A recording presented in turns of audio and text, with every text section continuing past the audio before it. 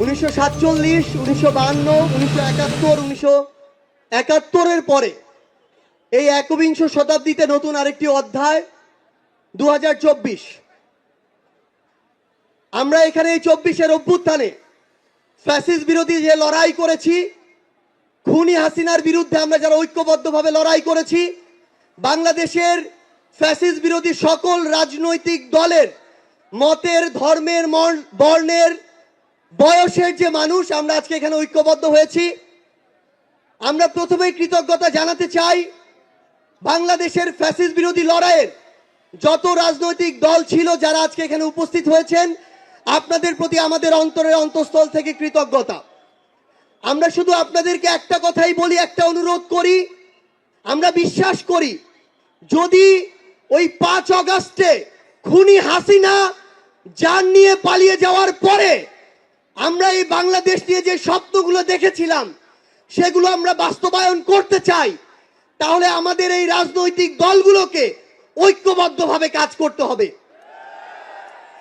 আমাদের যে কোনো একটি বিষয়ের পক্ষে বিপক্ষে কথা থাকবে, যুক্তি তর্ক থাকবে, কিন্তু দিন শেষে যেটা দেশের জন্য, দেশের মানুষের জন্য মঙ্গলকর, আমরা সবাই যেন সেটাতে ঐক্যবদ্ধ হতে পারি।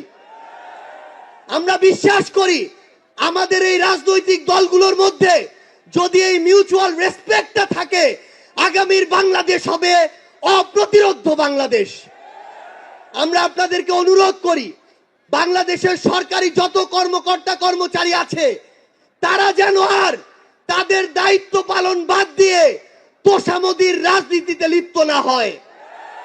আমরা অনুরোধ করি বাংলাদেশ পুলিশ নামক যেই প্রতিষ্ঠানটিকে খুনি হাসিনা ধ্বংস করে দিয়েছে সেই প্রতিষ্ঠানটি যেন কাজের মাধ্যমে তার গৌরবটি আবার ফিরিয়ে আনে।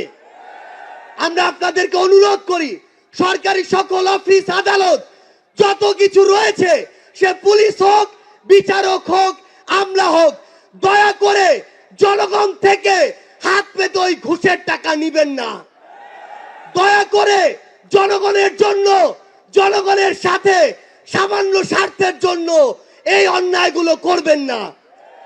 আমরা আপনাদের সামনে অনুরোধ করতে চাই এই রাষ্ট্রীয় প্রতিষ্ঠানগুলোকে খুনি হাসিনা নিজ হাতে ধ্বংস করে দিয়ে গিয়েছে। সকল রাজনৈতিক দলকে ঐক্যবদ্ধভাবে এই প্রতিষ্ঠানগুলো সংস্কার করতে হবে। এই প্রতিষ্ঠানগুলোতে যেন সেই মানুষটি বসে যেই মানুষটি দেশ এবং মানুষের জন্য ভালো, সেই মানুষটি নয় যেই মানুষটি আমার মাইম্যান।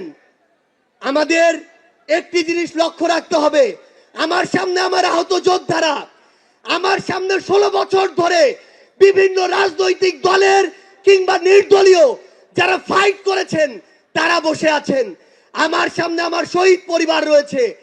এই প্রত্যেকটি গুম, খুন, বিচার বহির্ভূত হত্যা, এগুলোর বিচার যেন আমরা ঐক্যবদ্ধভাবে করি। এই খুনি হাসিনার বিচার যেন আমরা ঐক্যবদ্ধভাবে করি। একটা জিনিস মনে রাখতে হবে, নিজেদের সামান্য স্বার্থের জন্য যেন কোনো অপরাধী ছাড় না পেয়ে যায়। কোন অপরাধীর জন্য সুপারিশ নিয়ে আমরা যেন থানায় না যাই। কোন অপরাধীর জন্য সুপারিশ নিয়ে আমরা যেন কোনো বিচারকের কাছে না যাই।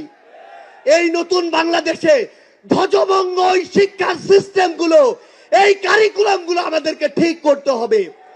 এই বাংলাদেশকে বাংলাদেশ পন্থী হিসেবে গড়ে তুলতে হবে।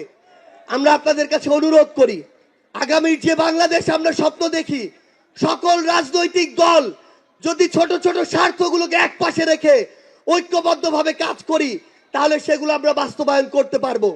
এই মঞ্চ থেকে আমরা যেন এই শপথটুকু নিয়ে যাই, এই ছোট্ট জীবন সৃষ্টিকর্তা যাদেরকে গুরুত্বপূর্ণ দায়িত্বগুলোতে রেখেছেন এগুলো তাদের কাছে আমানত স্বরূপ।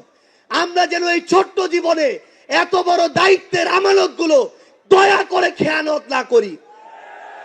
আমরা আপনাদের কাছে অনুরোধ করি আমাদের রাজনৈতিক দলগুলোর মধ্যে কেন্দ্র থেকে ওই একদম গ্রাম পর্যন্ত, রুট পর্যন্ত যেন নিজেদের ভিতরে সুস্থ একটি প্রতিযোগিতা হয়। দয়া করে যেন আমরা কাউকে প্রতিপক্ষ না মনে করি। আমরা যদি যারা বড় রাজনৈতিক দল রয়েছি ছোটদেরকে ধীরে ধীরে সামনে এগিয়ে যেতে না দেই তাহলে আমাদের মধ্যে ধীরে ধীরে এমন একটি মানসিকতা আসবে, যেই মানসিকতা হয়তো আমাদেরকে ধীরে ধীরে একটি স্বৈরাচারী আচরণের দিকে নিয়ে যেতে পারে। আমরা যেন সব সময়, আমি সহ আমরা সবাই খুনি হাসিনাকে দেখে যেন শিক্ষা নেই। আমরা আপনাদের কাছে অনুরোধ করি, আগামীর বাংলাদেশকে আমরা ঐক্যবদ্ধভাবে গড়ব। এবং একটা জিনিস শুধু মনে রাখবেন, দিন শেষে দেশ এবং মানুষের স্বার্থকে সবার আগে রেখে যদি আমরা এগিয়ে যেতে পারি, তাহলে আমাদের কাঙ্ক্ষিত বাংলাদেশ সম্ভব। আপনাদের সাথে লড়াইয়ের রাজপথে অথবা বিজয় দেখা হবে সব সময়।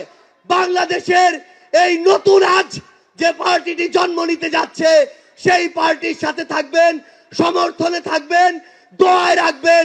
আপনাদের সাথে আবারও দেখা হবে রাজপথের সংগ্রামে অথবা বিজয়ে। ধন্যবাদ সবাইকে।